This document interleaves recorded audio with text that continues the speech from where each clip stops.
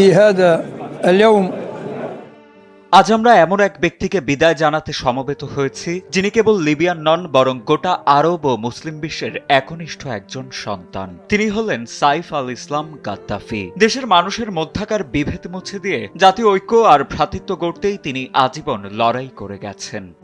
دكتور سيف الإسلام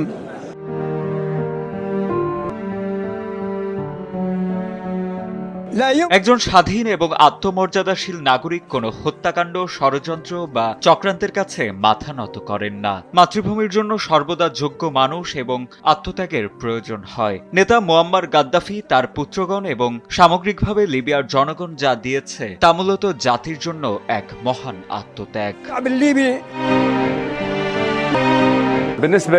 সাইফ আল ইসলাম লিবিয়ার মানুষের কাছে কেবল একজন নেতা নন, বরং তিনি ছিলেন জাতীয় ঐক্যের এক অনন্য প্রতীক।